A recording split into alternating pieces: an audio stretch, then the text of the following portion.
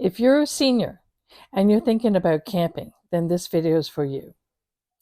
If you are a seasoned camper, meaning you've done it for a long time and you know all this stuff, this video is also for you because if you're looking for a way to streamline your camping experience, then this video is for you. So go ahead and watch. You know what? Take your own notes. And if you can add something, I'd appreciate hearing from you and knowing what you do. So this is what works for us. Yep, seniors. I'm 70. My husband's almost 82 next month. Tip number one, don't set up your tent at home. Well, that's not really number one, that's a joke. Okay, tip number one is tarps. Tarps prevent moisture from rising up from the ground at night and they keep the tent floor dry. So it also protects your tent from rocks. Now, honestly, we had a rock that went right through the tarp and then the tent floor. And then if that happens, there is a goop that you can buy, an automotive goop. We bought ours at Walmart.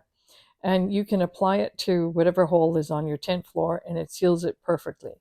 We also used it on a leak on our kayak and the kayak has not sunk yet.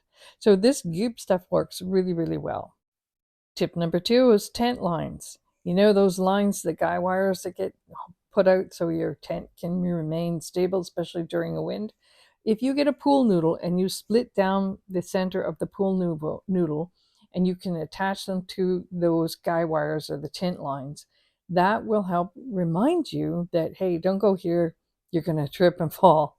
You can see the wire a lot easier. And this works really well if you have kids. Tip number three is the use of bins. And I like this because you can use bins to organize your stuff. For example, you can have a kitchen bin, a tent bin, a clothing bin if you want. Now, what I use a bin for is that we place it on the outside, directly right beside the door, so that we can sit down and take our shoes off and on. We can put our shoes into a basket and leave them on top of the bin, or we can put it inside the tent. Either way, you know where your shoes are. And the most convenient thing is being able to sit down, especially as a senior, and get your shoes on. It just is a lot easier. Now, some people I know have Crocs and things like that, so they just slip their feet in. But my husband doesn't really like Crocs. Actually, I don't really like them either. I just want to wear my runners because if you're going on a hike, that's what you want to wear. So would that be tip number four? Wear runners. Always have runners. I have a pair of sandals, yep, but running shoes is important because especially when you're going to go on a hike. Some of the ground, the terrain is very rough. You want to have something comfortable for your feet. One thing that tends to happen with tents is moisture can build up on the inside and then you may have moisture on the outside, for example, if it's rained. So one thing I do is we keep a window cracked open, like part of a tent window zipped open so that we have some ventilation, but we also have a Honeywell heater fan. So we keep that going if it's cool, and especially like in the morning you wake up and it's a bit damp, then you turn on your heater for a little bit just to take the dampness off. And it also has a cooling fan, so you want to run that just to keep the air circulating. I also have a small jackery that I plug a USB fan into, and I keep that running at night. So this might be your next tip, which is my favorite. Mosquitoes do get into your tent, or little bugs. And if you're trying to sleep at night and maybe one lands on you, it's an annoyance. Also, I don't want to be bit by a mosquito or a black fly. So if you keep a fan flowing over your body, it keeps the bugs off. So you have that. And here's your next tip. Lavender is great for repelling bugs. So I keep a little bit of lavender and water in a bottle, spray bottle, and I can spray that on my body. Not too much, just a little bit. Lavender is good for you, for your skin, for absorption, and it's also good for killing bugs. So at night, before we go to bed, I just spray the tent, especially if I see a bug. You spray a bug and they drop down like flies. Anyways, okay, so lavender is great. So having a fan to keep the bugs blowing off of you, keep the circulation going, keep the moisture from building up inside your tent, and also using lavender. Lavender is great for warding off bugs. Don't believe me? Go check it out. Don't take my word for it. Go research it. Or you could just say, hey, I did what Sue said and it works. My counseling clients used to say that.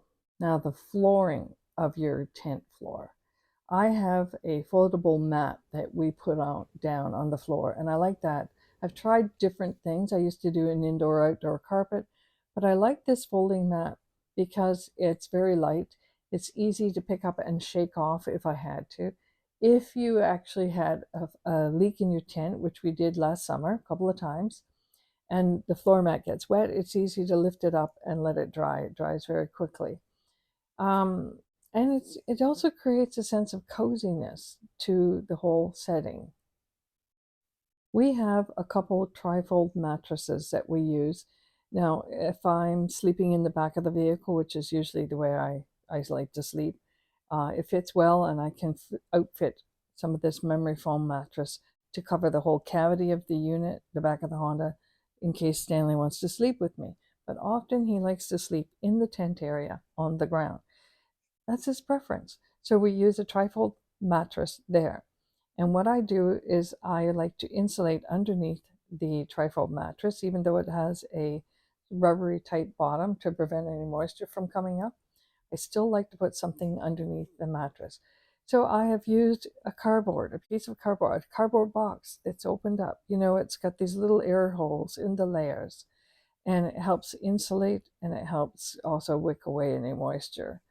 So, but there's all kinds of products that you can buy to lay on the underneath your sleeping unit. If you're sleeping in a sleeping bag on the ground, which some people like, or if you're using some kind of a rubber mat, you can even get memory foam mats that fold up and put them under. Either way, I think it's a good idea to have something underneath your sleeping area. It just helps, keep things dry, warm, comfortable, and I'm all about comfort, especially as a senior. I think you are more aware of your comfort levels. So you want to do what's going to be comfortable. Keeping things comfortable means keeping it clean. I have a dustpan and a brush and this handy little vacuum that I use to keep things in order. There are so many elements to camping. And when you think about packing up your vehicle, there's so many things on the list that you feel like, okay, we've got to have that in there. So one last item I'm going to mention is the shower tent. We don't use it for a shower. Some people call it a privacy tent, but we use it as an alternative bathroom. So we do have a little toilet unit that we can use, or sometimes we just put the chamber pot and toilet paper into the shower tent area. We use little doggy pads, pee pads, to put underneath the toilet area just in case. We have a Napier tent, which is attached to the back of the vehicle. And I love that because we can use the back of the vehicle for sleeping or, for your kitchen unit, cooking, whatever you want. It's just, and Stanley likes it because you can stand upright. So you're not bending over like in the pop-up tent. So when it comes time to folding up the tent, that's always an issue. But I think I've got it down to a science. If you get the tent floor laid out, you've got all the sides pulled in, or whatever, folded in. Then you fold the tent into threes, and then you gradually roll up. You can even take your tent peg bag and put that at the end, and then you just roll, roll, roll, and you're gradually squishing out the air, and then hopefully you can get it back into your bag. Now, what I like to do is instead of trying to struggle to get it into its original bag, we just put it in a bin, hence use for another bin. So we have a bin for the tent, and it also houses our wood. When we've got the tent up and we put our wood in there to keep it dry, we put our axe in there. So anything that we're going to use to start the fire, we put it in that bin. And so now there's another use for your bin. And it's how to fold up your tent. All of these things can be a bit of a chore, and sometimes they're a bit of a deterrent. We have to do that again. But if you find a neat and simple, organized way to do it, it takes less effort and it's a lot more fun. In fact, it saves time for more fun. And isn't that what the camping's about? Enjoying the nature, enjoying the fun.